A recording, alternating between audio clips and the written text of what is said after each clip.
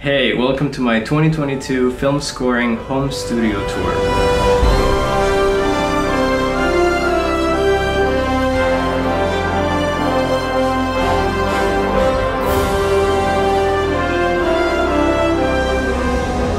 My name is Juan Dussán and I am a composer for media. I write music for films, advertising, podcasts, and other types of media. I have had the chance to work with brands like Hourglass Cosmetics, Air Company, Ikea.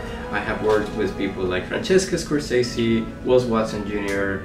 The scores for the films I worked on have been in international film festivals such as the Tribeca Film Festival, which is a giant opportunity, and I'm so grateful for that. I am based in New York, and here is my New York studio apartment. Right here is where the magic happens, and I'm pretty sure you've probably seen this setup in Instagram. I've had it for a few years now. I've been ever expanding it, ever evolving it, and this is how it looks like today in 2022. And today, we're gonna do a little tour of what's happening here.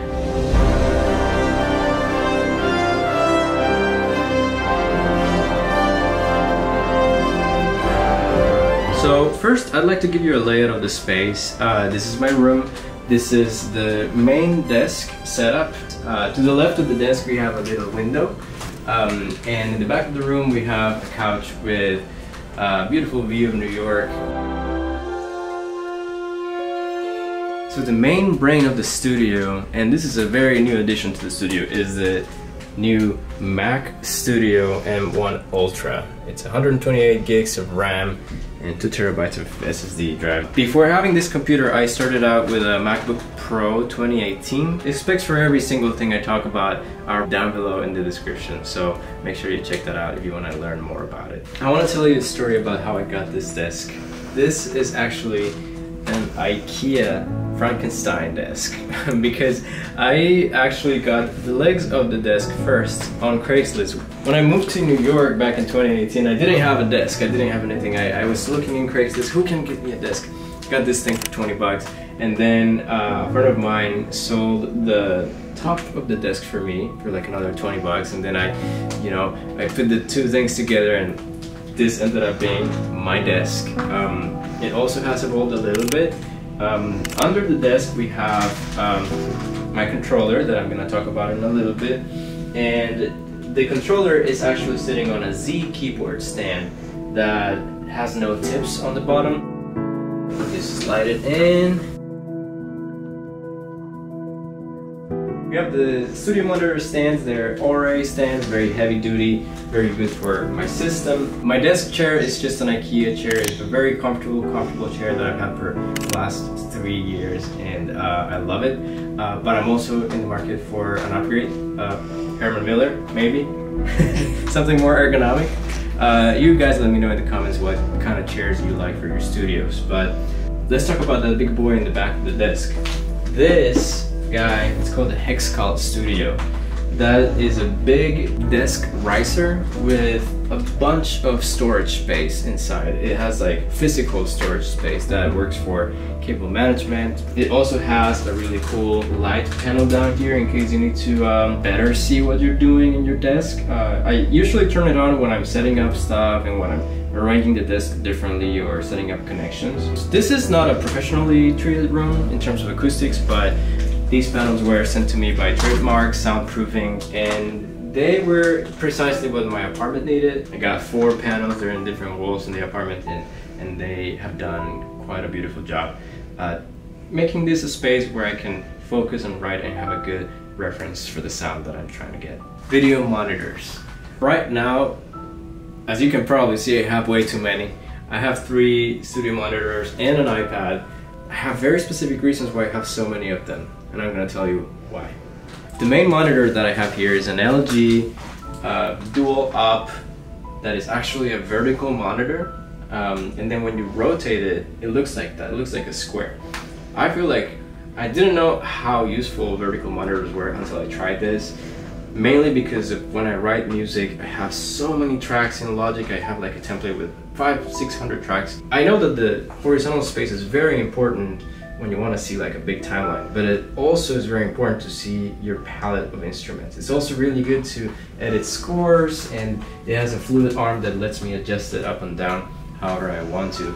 This one right here on the left is my secondary monitor. It's a Scepter 27-inch monitor landscape, and I use it for a lot of different things. For example, using my piano roll, my mixer. I definitely think that to do this job more optimal and efficiently, having multiple monitors is the way to go.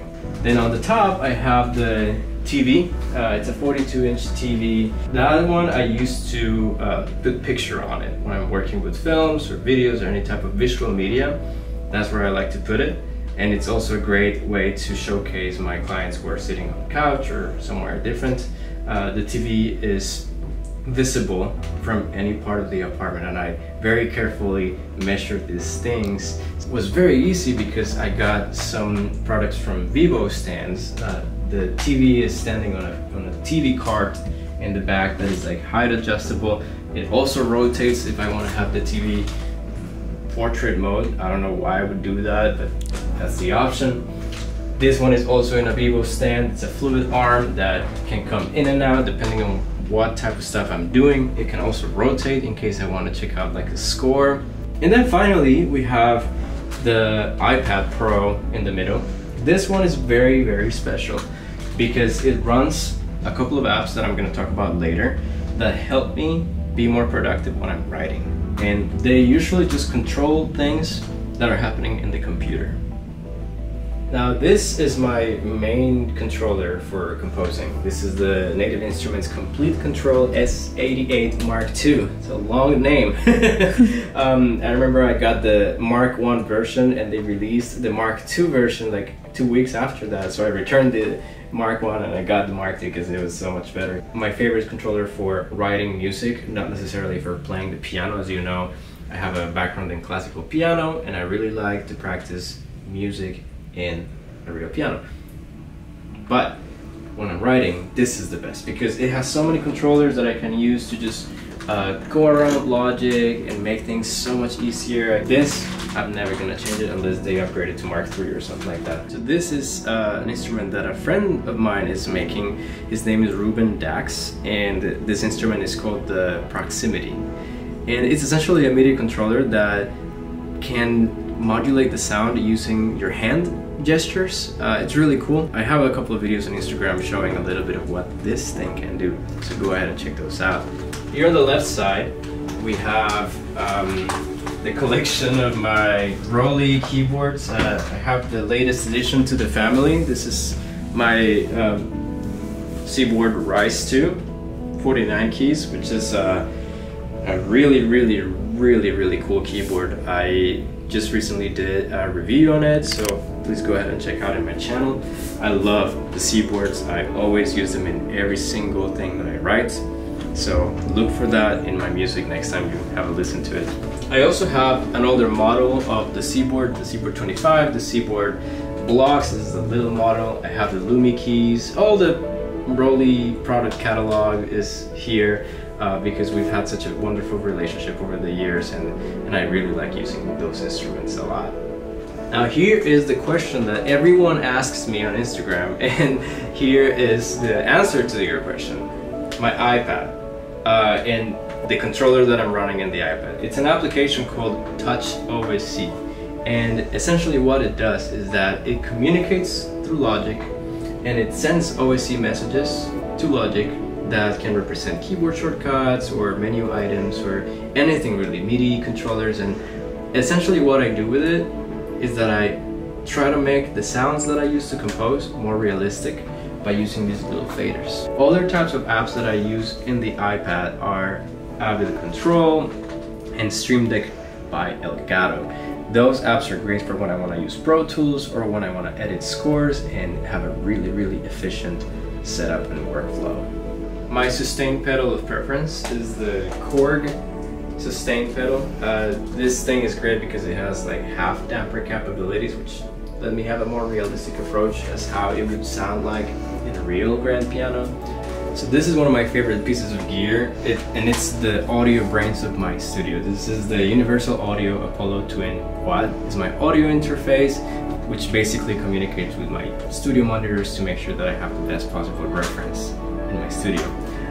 It's great, it sounds awesome, it's very easy to use, and it has a lot of different plugins in the computer that you can use with it. Back here we have the Yamaha HS8 studio monitors. They have been my studio monitors for as long as I've had this studio. They are amazing and they work really well with cinematic music and the stuff that I do. For the speakers, I'm using Mogami cables to connect them through my interface. I've had those cables for as long as I have the speakers and they've been absolutely incredible. Over here on the left, we have a couple of USB docks. So in the bottom, we have the OWC Thunderbolt 3 dock. It's a 13-port dock. It has everything I need. But then on top of that, connected to it, it's the portable version of the OWC dock.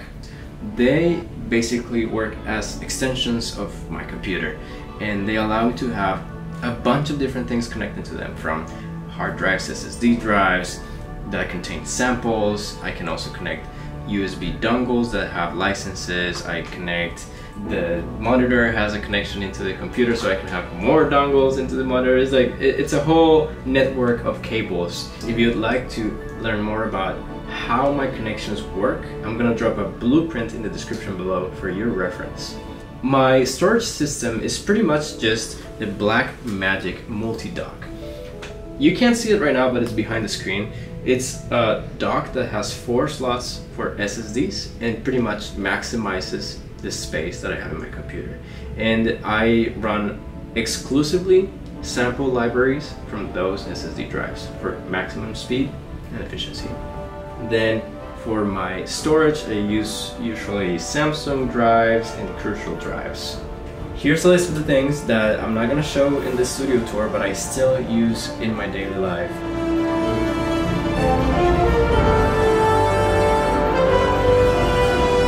Well guys, you've finally reached the end of the video. Please let me know if this was insightful and informational for your own career as composers or musicians or whatever you want to be. I hope this was very helpful. If you have any questions about the equipment that I just showed you, please leave a comment below. Thank you so much, Jen, for filming this video, and thank you to all the companies that have supported my journey and my career so far. If you missed a piece of equipment, make sure you find it in the description below, or go to my website where you will find a fully interactive guide with pictures and links to every single piece of gear that I use. For now, I'm gonna get back to writing.